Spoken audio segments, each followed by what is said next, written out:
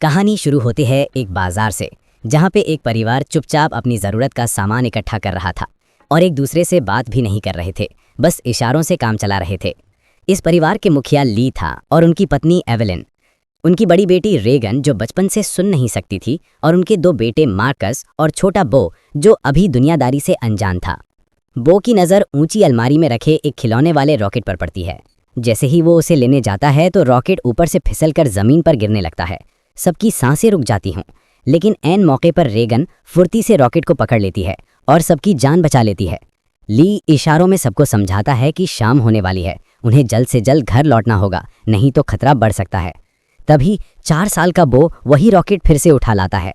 उसे देखकर सब दहशत में आ जाते हैं, क्योंकि ये रॉकेट बैटरी से चलता था, जिसे ऑन करते ही आवाज़ हो सकती थी। ली अपने बेटे के हाथ से रॉकेट लेकर उसकी बैटरी निकालकर टेबल पर रख देता है। इसके बाद वे सभी घर के लिए निकलने लगते हैं, लेकिन वो उस रॉकेट को साथ ले जाने की जिद करता रहता है। इसलिए रेगन चुपके से इस बिना बैटरी वाले रॉकेट को उसके हाथ में थमा देती है और स्टोर से बाहर आ जाती है। पर तभी बो ने रॉकेट की बैटरियां भी उठा लीं। इसके बाद वे पांचों एक लाइन में घर की तरफ बढ़ रहे थे। पूरी दुनिया में अब कुछ ही लोग जिंदा बचे थे, जिनमें ये परिवार भी शामिल था।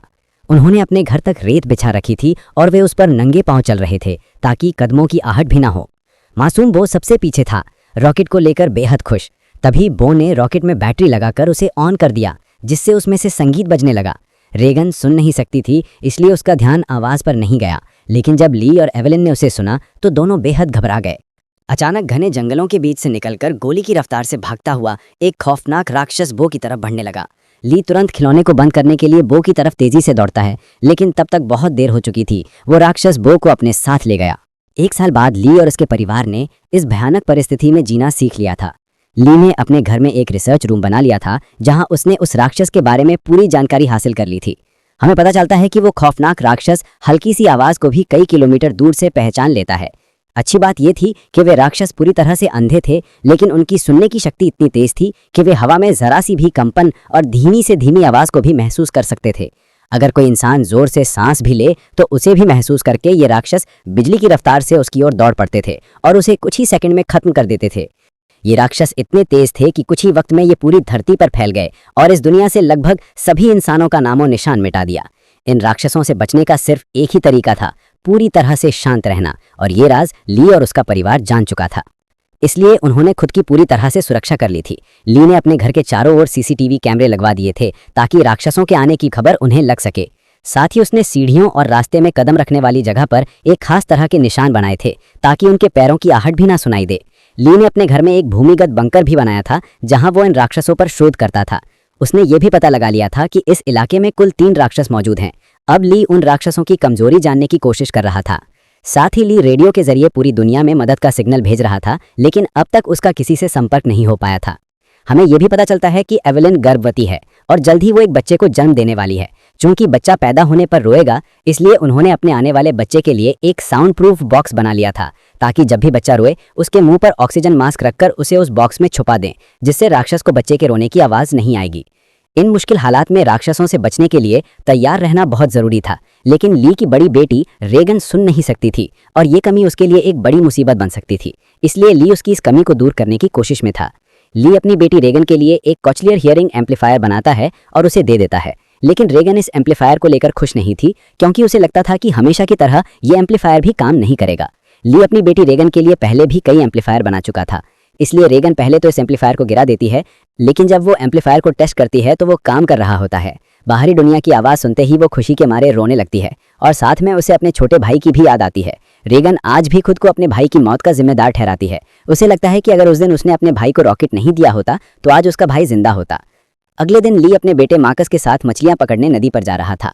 रेगन भी उनके साथ जाना चाहती थी और ली से अनुरोध करती है कि कृपया मुझे भी अपने साथ ले चलो, पर ली ने उसे अपने साथ ले जाने से मना कर दिया और रेगन से कहता है कि तुम्हारी माँ घर पर अकेली हैं, इसलिए तुम घर पर अपनी माँ का ख्याल रखो। जिसके बाद ली मार्कस के साथ नदी की तरफ निकल गया।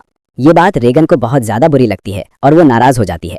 उसे लगता है कि उसके पिता उसे प्यार नहीं करते, इसलिए वो अपना बैकपैक करके घर से कहीं निकल जाती है और सीधा उसी जगह पर आती है जहाँ उसके भाई को राक्षस ने मार डाला था। वो अपने भाई की कब्र के पास लेटकर रोने लगती है और कुछ ही देर में यहीं पर रेगन की आंख लग जाती है। दूसरी तरफ एवेलिन घर पर बिल्कुल अकेली थी।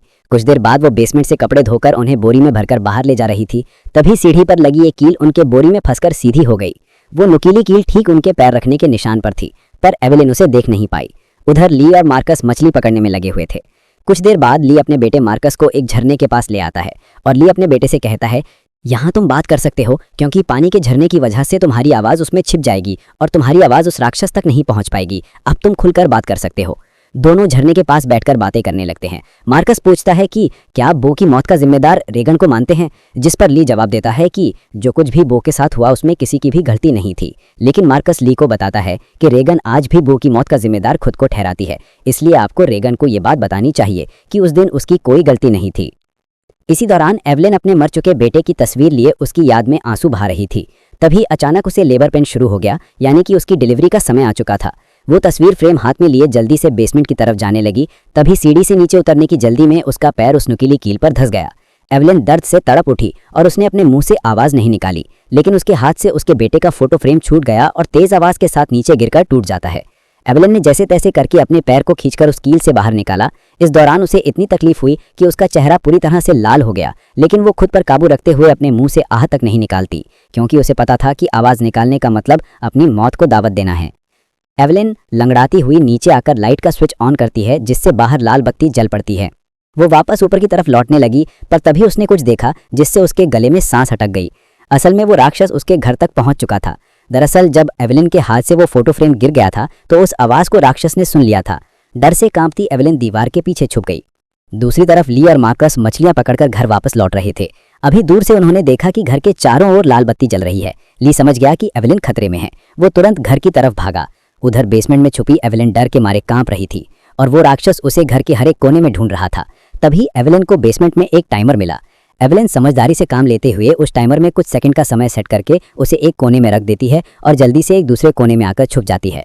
इतने में वो राक्षस वहां हलचल महसूस कर लेता है और वो धीरे धीरे उस हलचल वाली जगह की तरफ बढ़ने लगा। वो एवेलिन के काफी करीब था। एक तो एवेलिन को लेबर पेन हो रहा था और दूसरा उस राक्षस का डर था, लेकिन एवेलिन अपने आप को पूरी तरह से कंट्रोल करके बिल्कुल चुपचाप बैठ जाती है। तभी टाइमर में अलार्म बजा, जिसे सुनते ही वो राक्षस तेजी से उस दिशा में भागा। मौके का फायदा उठाते हुए एवेलिन जल्दी से बेसमेंट से बाहर निकली और वो जैसे ही मुख्य दरवाजे से बाहर निकलने वाली थी तो उसने देखा कि एक और राक्षस घर के बाहर यहाँ वहां घूम रहा है, इसलिए एवेलिन वहीं पर दीवार के साथ छिप गई। उधर ली मार्कस के साथ दूर से ये सब कुछ देख रहा था। ली समझ गया कि अगर मैं अपनी बीवी को बचाने के लिए घर पर जाऊंगा तो मैं अपनी बीवी को बचाने के बजाय हम दोनों की जान जा सकती है, क्योंकि उस राक्षस की बॉडी इतनी सख्त है कि उसे बंदूक से मार पाना असंभव है। इसलिए वो अपने पहले से बनाए हुए एक प्लान पर काम करने लगा। ली ने जल्दी से मार्कस को टॉर्च दी और उसे जल्दी से फ्लेयर रॉकेट चलाने को कहा, जो उन्होंने घर से दूर एक जगह पर पहले ही वहां सेट कर रखे थे। जिसके बाद मार्कस तेजी से रॉकेट की तरफ भाग निकला। दूसरी तरफ एवेलिन ऊपरी मंजिल में मौजूद बाथटब में भाग आई थी। वो बहुत ज्यादा तकलीफ में थी। अब और ज्यादा देर तक बच्चे को रोक नहीं सकती थी। वो बस बच्चे को जन्म देने ही वाली थी कि उसकी सिसकियों की आवाज को महसूस करता हुआ राक्षस बाथरूम के करीब आ चुका था। एवेलिन को समझ आ चुका था कि अब जिंदा बच पाना नामुमकिन है। तब मार्कस ने रॉकेट चला दी, जिससे आसमान में तेज आवाज के साथ फ्लेयर शुरू हो गई, जिसे सुनकर वो राक्षस एवेलिन को यहीं पर छोड़कर तेजी से उस आवाज की तरफ भागा।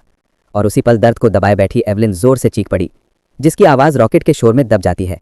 ये रॉकेट का शोर और लाइट्स दूर से रेगन भी देख लेती है और वो घर की तरफ निकल पड़ती है। थोड़ी देर बाद ली बंदूक लेकर घर के अंदर आया। उसने देखा कि सीढ़ियों पर पैरों के खून के निशान लगे हुए हैं। वो निशानों का पीछा करते हुए बाथरूम तक पहुंच जाता है। वहां पहुंचकर वो देखता है कि बाथटब खून से लाल है। वो समझ गया कि एवेलिन भी उस राक्षस का शिकार हो चुकी है। वो आंसू बहाता हुआ वहीं बैठ गया और तभी शावर रूम के कांच पर किसी ने हाथ रखा। वो कोई और नहीं बल्कि एवेलिन ही थी। एवेलिन ने इस मुश्किल हालात में भी खुद को संभाल कर एक बेटे को जन्म दिया था। एवेलिन को जिंदा पाकर ली की आंखें खुली की खुली रह गईं। अब इससे पहले कि बच्चे के रोने की आवाज आती, ली तुरंत एवेलिन और बच्चे को उठाकर भूमिगत कमरे में ले आया, जिसके बेसमेंट में उन्होंने बच्चे के लिए साउंड प्रूफ बॉक्स बनाया था। लेकिन बेसमेंट में घुसने से पहले ही बच्चे ने रोना शुरू कर दिया, जिसे सुनकर वह राक्षस तेजी से उनकी ओर आने लगा। ली जल्दी से भूमिगत कमरे में घुसा और दरवाजे को एक मोटे मैट्रेस से ढक दिया। ली ने फौरन बच्चे के मुंह पर ऑक्सीजन मास्क लगाया और उसे बॉक्स में बंद कर दिया, जिससे उसके रोने की आवाज बंद हो गई। तब जाकर उन दोनों ने राहत की सांस ली। इसी दौरान दूसरी ओर रेगन भी घर लौट रही थी।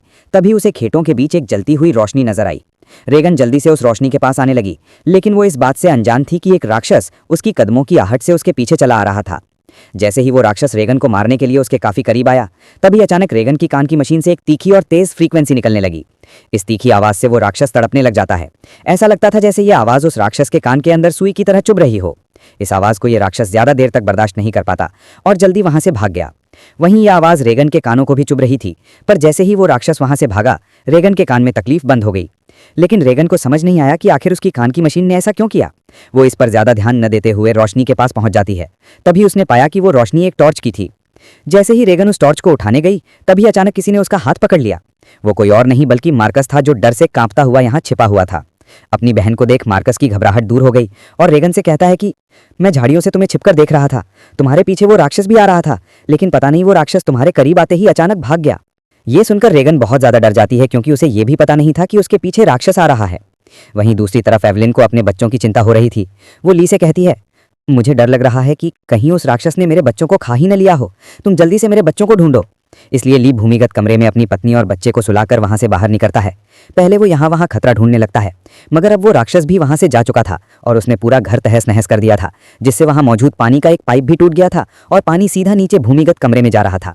लेकिन ली का इस पर ध्यान नहीं गया और वो बच्चों को ढूंढने खेतों की ओर निकल पड़ा। इस दौरान उधर मार्कस और रेगन अनाज रखने वाली टंकी के ऊपर छिपे हुए थे और आग लगा लेते हैं ताकि इस आग को देखकर उनके पिता यहाँ आ जाएं। ली भी अपने बच्चों को यहाँ वहाँ ढूंढने लगता है। कुछ देर बाद पानी के शोर से एवलिन की आंख खुल जाती है। उसने देखा कि पूरा बेसमेंट पानी से भर चुका था। पानी ऊपर से झरने की तरह बहकर नीचे आ रहा था। इतने में एवलिन की नज़र अपने बच्चे के बॉक्स पर पड़ी। वो बॉक्स खुला हुआ था, पर वहां से बच्चे की जरा सी भी आवाज़ नहीं आ रही थी। एवलिन जैसे ही बॉक्स के पास जाने लगी, तभी उसे बॉक्स के पास ही सामने से एक राक्षस नजर आया। उसे देखकर एवलिन बहुत ज्यादा घबरा गई। एवलिन को लगा कि शायद राक्षस ने उसके बच्चे को खा लिया है, क्योंकि एवलिन को वो बॉक्स तो नजर आ रहा था, लेकिन वो बॉक्स से काफी दूर था, इसलिए वो बॉक्स के अंदर देख नहीं सकती थी कि बच्चा अभी भी जिंदा है या फिर राक्षस ने उसे खा लिया है। इसलिए वो धीरे धीरे बॉक्स की तरफ बढ़ने लगी। तभी वो राक्षस भी पानी में उतर जाता है। लेकिन जब एवलिन बॉक्स के करीब पहुंची तो उसने देखा कि उसका बच्चा सही सलामत है। खुशकिस्मती से बच्चे ने आवाज़ नहीं की थी, जिस वजह से उसकी जान बच गई थी। वो अपने बच्चे को लेकर एक कोने में आकर चुपचाप खड़ी हो गई और वो राक्षस मौत बनकर एवलिन के पास ही मंडरा रहा था। अगर बच्चे के मुंह से जरा सी भी रोने की आवाज़ निकलती तो उनकी मौत पक्की थी। दूसरी ओर रेगन और मार्कस अपने पिता का इंतजार करते करते थक चुके थे। रेगन को लगता है कि उनके पिता उन्हें बचाने के लिए नहीं आएंगे। अब वो अकेले ही घर जाना चाहती थी, लेकिन मार्कस को अपने पिता पर पूरा यकीन था। अपनी बहन को ज्यादा दूर देखकर मार्कस उसे रोकने की कोशिश करता है, लेकिन जैसे ही वो अपनी बहन को रोकने के लिए आगे बढ़ता है तो अनाज की टंकी का दरवाजा खुलकर वो उसके अंदर गिर जाता है। गिरते वक्त मार्कस के मुंह से तेज आवाज निकल जाती है, जिसे सुनते ही वो राक्षस जो एवलिन को घर में ढूंढ रहा था, वो फौरन उस आवाज के पीछे भागा, जिससे एवलिन तो बच गई, लेकिन अब मार्कस की जान खतरे में पड़ गई थी। अनाज से भरी वो टंकी दलदल की तरह थी, जिसके अंदर घुसा मार्कस बाहर आने के लिए जितना जोर लगा रहा था, वो उतना ही उसके अंदर धंसता जा रहा था। यहाँ रेगन टंकी का दरवाजा तोड़कर उसे नीचे अनाज में फेंक देती है और खुद भी नीचे टंकी में कूद जाती है। मार्कस जैसे ही अनाज में डूबने वाला था, रेगन उसे पकड़कर बाहर निकाल लेती है और ये दोनों दरवाजे के ऊपर बैठ जाते हैं, जिससे उनकी जान बच जाती है। लेकिन इन दोनों की हलचल को राक्षस ने सुन लिया था, इसलिए वो राक्षस खेत के रास्ते से तेजी से होते हुए टंकी की तरफ बढ़ता है। ली राक्षस को तेजी से टंकी की तरफ जाता हुआ देखकर समझ जाता है कि उसके दोनों बच्चे अनाज की टंकी के पास हैं। रेगन ने मार्कस की जान तो बचा ली थी, लेकिन उसका कोई फायदा नहीं होने वाला था, क्योंकि इतने शोर शराबे के बाद मौत का साया तेजी से उनकी तरफ बढ़ रहा था। अगले ही पल वो राक्षस भी टंकी में कूद पड़ा। वो उन दोनों को मारने के लिए जैसे ही आगे बढ़ा, तभी रेगन की कान की मशीन से एक बार फिर एक तीखी आवाज निकलने लगी। ये आवाज उस राक्षस के लिए बहुत ही ज्यादा दर्दनाक होती है, इसलिए वो बिना उन्हें मारे वहां से निकल जाता है। रेगन और मार्कस मौत के मुंह से बाल बाल बच गए और टंकी से बाहर निकल आए। बाहर ली भी उन्हें ढूंढता हुआ आ पहुंचा था। वो अपने बच्चों को सही सलामत देखकर बहुत खुश होता है। इस दौरान एवलिन भी ये सब कुछ सीसीटीवी रूम से देख रही थी। तभी ली को पता चलता है कि अभी भी वो राक्षस यहाँ आसपास है। उसने बच्चों को फौरन सामने मौजूद गाड़ी की ओर भेज दिया और खुद एक कुल्हाड़ी उठाकर आसपास नजर दौड़ाने लगा, लेकिन वो जीव ठीक उसके ऊपर होता है। जैसे ही ली पलटकर पीछे देखता है, राक्षस उसे अपने पंजे से मारकर दूर फेंक देता है। अपने पिता को तकलीफ में देखकर मार्कस ली को आवाज देने लगता है। आवाज सुनकर राक्षस को मार्कस की पोजीशन का भी पता चल जाता है। राक्षस अब मार्कस और रेगन की तरफ बढ़ने लगा, लेकिन तभी एक बार फिर रेगन की कान की मशीन से फ्रीक्वेंसी निकलने लगी। वो आवाज रेगन को भी चुभ रही थी, इसलिए रेगन ने अपनी कान की मशीन को ही ऑफ कर दिया। लेकिन ये उसकी सबसे बड़ी गलती थी। इस मशीन से जो फ्रीक्वेंसी निकलती थी, वही फ्रीक्वेंसी उस राक्षस की कमजोरी थी, जिसे वो बिल्कुल भी बर्दाश्त नहीं कर सकता था। लेकिन अनजाने में रेगन ने मशीन को बंद करके अपनी ही मौत को दावत दे दी। अगले ही पल वो राक्षस कार पर झपट पड़ा और मार्कस तक पहुंचने की कोशिश करने लगा। इसी दौरान उधर ली होश में आ गया। अपने बच्चों को खतरे में देखकर वो समझ गया था कि राक्षस से लड़कर वो कभी भी राक्षस को मार नहीं सकता, इसलिए अब उसे सिर्फ एक ही रास्ता नजर आया। उसने रेगन को इशारों में बताया कि मैं तुमसे बहुत ज्यादा प्यार करता हूँ, मैंने तुम्हें कभी भी बो की मौत का जिम्मेदार नहीं ठहराया है और मेरे होते हुए तुम्हें कुछ नहीं हो सकता। जिसके बाद ली जोर से चिल्लाने लगा। उसे सुन वो राक्षस ली की तरफ दौड़ पड़ा और एक ही झटके में उसे चीर फाड़ कर रख दिया। अपने पिता को मरता हुआ देखकर रेगन को बहुत ज्यादा दुख होता है, क्योंकि पहले उसे लगता था कि उसके पिता उससे प्यार नहीं करते, लेकिन अब उसे एहसास हुआ कि वो गलत थी। ली को मारने के बाद वो राक्षस वहां से चला जाता है। दूसरी तरफ एवलिन भी ये सब कुछ सीसीटीवी के जरिए देख रही थी। तभी रेगन उसी वक्त गाड़ी स्टार्ट करके अपने भाई के साथ घर आ पहुंचती है। एवलिन ने अपने बच्चों को सही सलामत देखते ही सीने से लगा लिया। तभी एवलिन ने देखा कि वो राक्षस एक बार फिर से उनकी तरफ आ रहा है। इसके बाद ये लोग जल्दी से घर के अंदर चले जाते हैं, जहां मार्कस और रेगन अपने छोटे भाई को देखते हैं। रेगन देखती है कि उसके पिता उसके कॉचलियर इम्प्लांट के लिए कितनी मेहनत कर रहे थे। अब वो अपने पिता को बहुत ज्यादा मिस करने लगती है। कुछ देर बाद वो राक्षस उनके घर घुस आया। एवलिन यहाँ बंदूक ताने उसके सामने खड़ी हो गई। एवलिन के पास बंदूक तो थी, पर वो जानती थी कि उसकी गोली उस राक्षस की मोटी खाल का कुछ नहीं बिगाड़ सकती, इसलिए अब उन्हें अपनी मौत अपनी आंखों के सामने नजर आ रही थी। लेकिन जैसे ही वो राक्षस उन लोगों को मारने के लिए आगे बढ़ा, तभी अचानक रेगन के कान में तकलीफ होने लगी। लेकिन दूसरी तरफ उसने देखा कि वो राक्षस भी अचानक तड़पने लगा। यानी जैसे ही रेगन के कान में तकलीफ शुरू हुई, तभी दूसरी तरफ वो राक्षस भी उससे कई गुना ज्यादा तकलीफ महसूस करने लगा। रेगन समझ जाती है कि उसके कान में लगी मशीन जो उसके पिता ने बनाई थी, उसका इस राक्षस के साथ कोई कनेक्शन है।